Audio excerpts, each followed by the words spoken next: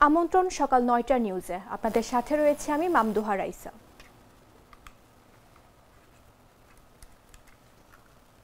BNP chairperson Khaleda জিয়ার heart ও ফুসফুসের সংক্রমণ হয়েছে।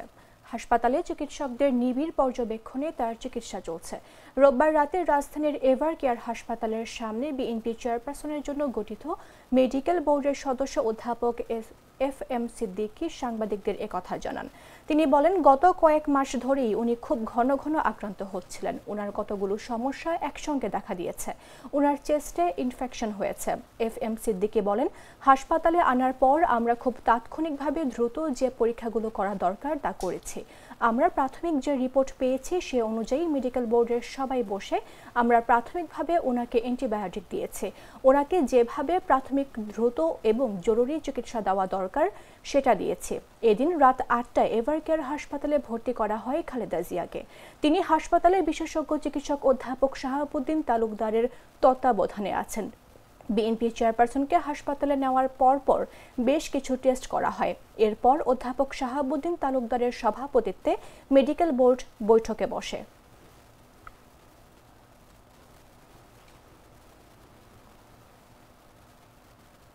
মেজর অবসরপ্রাপ্ত সিনহা মোহাম্মদ রাশেদ খান হত্যা মামলার পূর্ণাঙ্গ রায় প্রকাশ করা হয়েছে। ৩৭৮ পৃষ্ঠার পূর্ণাঙ্গ রায়টি রোববার সুপ্রিম কোর্টের ওয়েবসাইটে প্রকাশ করা হয়। রায়টি বাংলায় লিখেছেন হাইকোর্টের বেঞ্চের জ্যেষ্ঠ বিচারপতি মোহাম্মদ মুস্তাফিজুর রহমান, যার সঙ্গে একমত পোষণ করেছেন বেঞ্চের অপর বিচারপতি মোহাম্মদ সগীর হোসেন।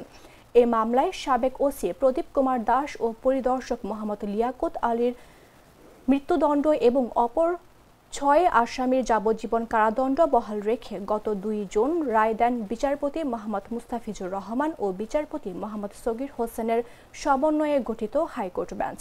পূর্ণাঙ্গ রায়ে বলা হয়েছে, পুলিশের টেকনাফ থানার সাবেক ওসি প্রদীপ কুমার দাস মেজর অবসরপ্রাপ্ত সিনহা মোহাম্মদ রাশেদ খান হত্যাকাণ্ডের মূল পরিকল্পনাকারী, আর সাবেক পরিদর্শক মোহাম্মদ লিয়াকত আলী পূর্ব পরিকল্পনা অনুসারে ঘটনার সময় ঘটনাস্থলে উপস্থিত থেকে তার হাতে থাকা সরকারি পিস্তল দিয়ে সিনহাকে হত্যার উদ্দেশ্যে তার শরীরের ঊর্ধ্বাংশের গুরুত্বপূর্ণ অঙ্গে পরপর 4টি গুলি করেছেন এবং গুলির আঘাতে তার মৃত্যু হয়েছে।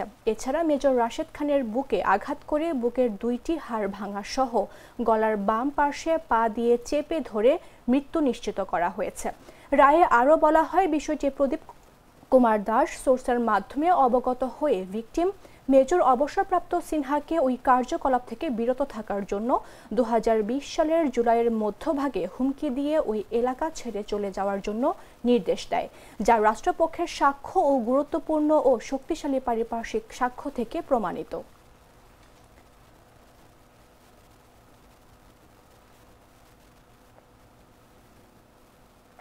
ইমাম খতিবরা সামাজিক শক্তির প্রতীক বলে মন্তব্য করেছেন ধর্ম উপদেষ্টা ডক্টর আফম খালিদ হোসেন। রোববার কুমিল্লা নগরীর টাউন হল মাঠে ইমাম খতিব সম্মেলনে তিনি এ মন্তব্য করেন। এ সময় মসজিদে আরবি খুতবা পড়ার আগে মুসল্লিদের সামনে জনবান্ধব বিষয়গুলো তুলে ধরার জন্য ইমামদের প্রতি আহ্বান জানান ধর্ম উপদেষ্টা। খালিদ হোসেন বলেন, আপনারা আসমানের কথা অবশ্যই বলবেন, জমিনের কথাও বলবেন, পাশাপাশি মাদক, যৌতুক, কিশোর গ্যাং, চাঁদাবাজি, ফেসবুকের ইতিবাচক ভূমিকা, জীবন বৈচিত্র্য সংরক্ষণ, সমাজসেবা ও দরিদ্র মানুষের কল্যাণ, এই সমস্ত বিষয়গুলো আপনারা জনগণের কাছে তুলে ধরবেন। ইমাম খতিবরা হচ্ছেন সামাজিক শক্তির প্রতীক। আমি নিজেও 16 বছর চট্টগ্রামের হালি শহরে একটা মসজিদে খতিব ছিলাম। এই খতিব থেকে আমি উপদেষ্টা হয়েছি এবং আমি আপনাদের সদস্য, ইমাম কমিউনিটি, খতিব কমিউনিটির আমি একজন সদস্য। সরকারি কমিটি কর্তৃক পরিচালিত মসজিদগুলোর দায়িত্বশীলদেরকে অনুরোধ করব, আপনারা ইমাম, খতিব, মুয়াজ্জিন, খাদেমদেরকে জাতীয় পে স্কেলের আওতায় সম্মানজনক বেতন, ভাতা, উৎসব ভাতা প্রদান করবেন। পটুয়াখালীর দুমকিতে লোহালিয়া নদীর তীরবর্তী সন্তোষটি এলাকায় খাস ও ফসলি জমিতে অবৈধভাবে গড়ে ওঠা ফেমাস ব্রিক্স ইটভাটা গুঁড়িয়ে দিয়েছে জেলা প্রশাসন। রোববার দুপুরে নির্বাহী ম্যাজিস্ট্রেট সার্জন বসাকের নেতৃত্বে অভিযান চালায় ভ্রাম্যমাণ আদালত। এই সময় ভেকু মেশিন দিয়ে পুরো স্থাপনা ভেঙে ফেলা হয়। অভিযানে পুলিশ, সেনাবাহিনী ও ফায়ার সার্ভিস সদস্যরা সহযোগিতা করেন। উপজেলার প্রশাসন সূত্র জানায়, পরিবেশ বিধিমালা উপেক্ষা করে দীর্ঘদিন ধরে অবৈধভাবে ইট উৎপাদন ও বিক্রি করে আসছিল ফেমাস ব্রিক্স। অভিযানের সময় চিমনি, চুল্লি থেকে শুরু করে গোটা ভাটার সব কাঠামো ভেঙে ফেলা হয়। কাঁচা ইটগুলোতে পানি ছিটিয়ে নষ্ট করে দেয় ফায়ার সার্ভিস। স্থানীয়রা জানান, গত বছর একই ইট ভাটায় অভিযান চালাতে গেলে ভাটার মালিক ও শ্রমিকরা প্রশাসনের ওপর হামলা চালান। নির্বাহী ম্যাজিস্ট্রেট নুরুল আক্তার নিলয়ের নেতৃত্বাধীন টিমকে লক্ষ্য করে ইট পাটকেল নিক্ষেপ, ধাওয়া পাল্টা ধাওয়া এবং ভেকু চালককে মারধরের ঘটনা ঘটে। পরিস্থিতি উত্তপ্ত হওয়ার তখন অভিযান স্থগিত করতে বাধ্য হন কর্মকর্তারা। আংশিক উচ্ছেদের পরও ভাটার মালিকরা পুনরায় অবৈধভাবে ইট উৎপাদন শুরু করেন। বিষয়টি নিশ্চিত হওয়ার পর জেলা প্রশাসন এবার পুনরায় অভিযান চালিয়ে সম্পূর্ণভাবে ইট ভাটা গুঁড়িয়ে দেয়।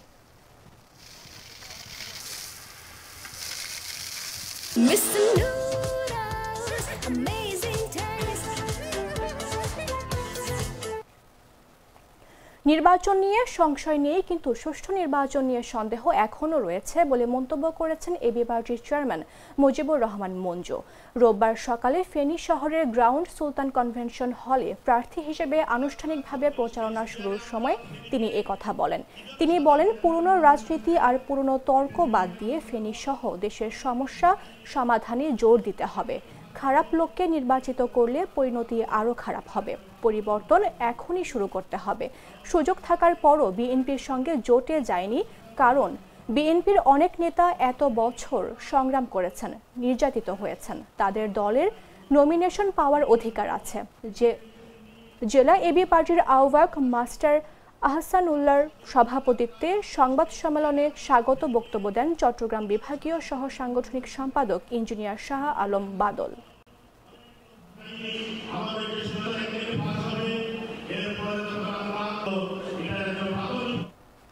৪৭তম বিসিএস লিখিত পরীক্ষা পেছানোর দাবিতে দ্বিতীয় দিনের মতো রেল লাইন অবরোধ করে বিক্ষোভ করেছেন রাজশাহী বিশ্ববিদ্যালয়ের শিক্ষার্থীরা। রোববার বেলা ৪টা থেকে বিশ্ববিদ্যালয়ের সংলগ্ন স্টেশন বাজারে রেলপথ অবরোধ করে বিক্ষোভ করেন তারা। এতে ২ ঘণ্টা ধরে রাজশাহীর সঙ্গে সারা দেশের রেল যোগাযোগ বন্ধ রয়েছে। আন্দোলনকারীরা এক শিক্ষার্থীর সাব্বির হোসেন বলেন, আমরা দ্বিতীয় দিনের মতো রেলপথ অবরোধ করেছি। গতকাল পিএসসির সিদ্ধান্ত জানানোর কথা, তবে আমরা কোনো সিদ্ধান্ত জানতে পারিনি। আমরা পিএসসিকে স্পষ্টভাবে জানিয়ে দিতে চাই, আমরা একটি যৌক্তিক সময় চাচ্ছি যাতে আমরা যথাযথ প্রিপারেশন নিয়ে পরীক্ষায় অংশগ্রহণ করতে পারি। যতক্ষণ পর্যন্ত আমরা কোনো পজিটিভ সিদ্ধান্ত না পাচ্ছি ততক্ষণ আমরা আন্দোলন করব।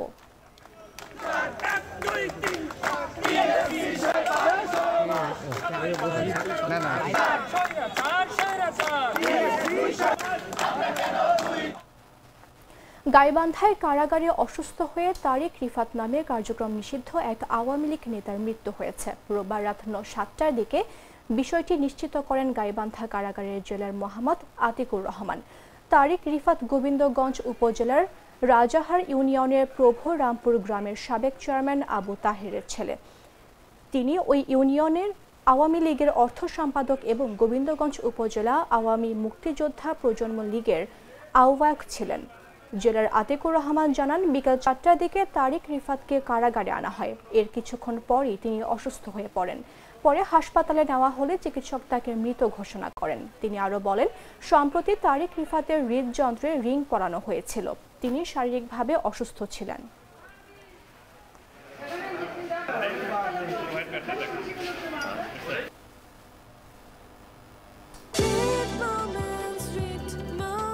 Treat chocolate, treat moment, sweet moment.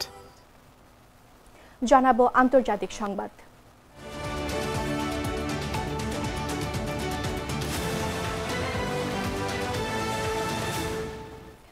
মার্কিন প্রেসিডেন্ট ডোনাল্ড ট্রাম্প প্রস্তাবিত যুদ্ধবিরতির মধ্যেই গাজায় সামরিক অভিযান চালিয়েছে ইসরায়েলি সামরিক বাহিনী। এই হামলায় হামাসের একজন স্থায়ী কমান্ডার নিহত হয়েছেন।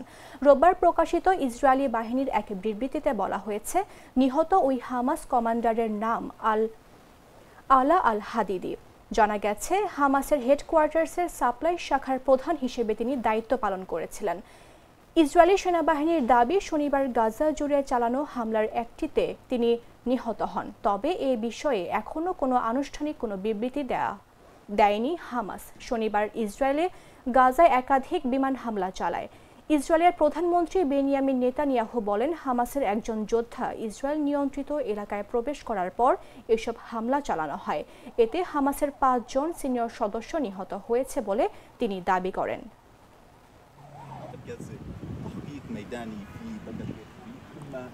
قامت بالإفراج من محل تجاري إلى آخر تكلف تفجير وعملية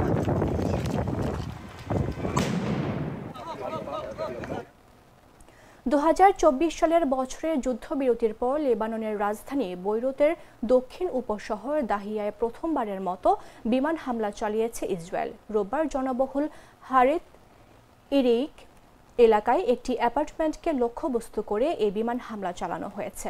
ইসরায়েলের প্রধানমন্ত্রী বেঞ্জামিন নেতানিয়াহু হামলার বিষয়টি নিশ্চিত করে বলেন, বৈরুতের কেন্দ্রে হিজবুল্লাহর চিফ অফ স্টাফকে লক্ষ্য করে হামলা চালানো হয়েছে।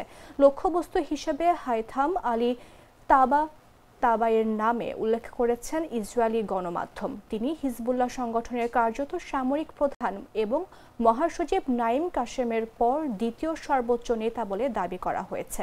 হিজবুল্লাহ এ বিষয়ে আনুষ্ঠানিক বিবৃতি দেয়নি। তবে সংগঠনের একটি সূত্র আল আরাবি টিভিকে জানিয়েছে, একজন জ্যেষ্ঠ নেতাকে লক্ষ্য করে হামলা চালানো হয়েছে, কিন্তু পরিচয় নিশ্চিত করা যায়নি।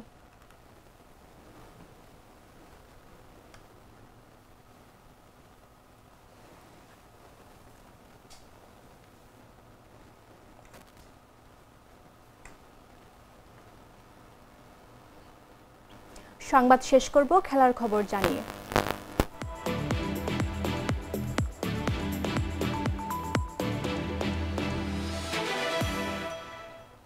রুদ্ধশ্বাস টি-20 ম্যাচ একেই বলে। 125 রান তাড়া করতে নেমে নিশ্চিত হেরে যেতে বসেছিল বাংলাদেশ এ দল। সেখান থেকে আব্দুল গাফফার সাকলায়েনের অবিশ্বাস্য ঝড়ো ব্যাটিং বাংলাদেশকে নিয়ে যায় জয়ের দ্বার প্রান্তে। কিন্তু শেষ ওভারের নাটকীয়তায় ম্যাচ হয়ে গেল টাই। স্বাভাবিকভাবেই ম্যাচ গড়ালো সুপার ওভারে, যেখানে বাজিমাত করল পাকিস্তান। বাংলাদেশের ব্যাটাররা তুলতে সক্ষম হলো মাত্র 6 রান। সেই 6 রান নিতে খুব বেশি বেগ পেতে হলো না পাকিস্তান শাহিনসকে। শেষ পর্যন্ত সুপার ওভারে বাংলাদেশ এ দলকে হারিয়ে রাইজিং স্টার্স এশিয়া কাপে চ্যাম্পিয়ন হলো পাকিস্তান শাহিনস। কাতারের দোহায় অনুষ্ঠিত রাইজিং স্টার্স এশিয়া কাপের ফাইনালে জয়ের জন্য 126 রানের লক্ষ্যে ব্যাট করতে নেমে হাবিবুর রহমান সোহান ছাড়া আর কেউই দাঁড়াতে পারেনি। এস.এম. মেহরব 19 রান করে সম্ভাবনা জাগিয়ে তুলেছিলেন, কিন্তু মাহফুজুর রহমান রাব্বি 3, মৃত্যুঞ্জয় চৌধুরী 0 রানে আউট হয়ে যান। 12 বলে 16 রান করেন আব্দুল গাফফার, 9 বলে রান করেন রিপন মণ্ডল। শেষ পর্যন্ত ম্যাচ গড়ালো সুপার ওভারে, যেখানে বাংলাদেশের ব্যাটাররা 6 রানের বেশি করতে পারল না। জবাবে পাকিস্তান 4 বলেই লক্ষ্যে পৌঁছে যায়।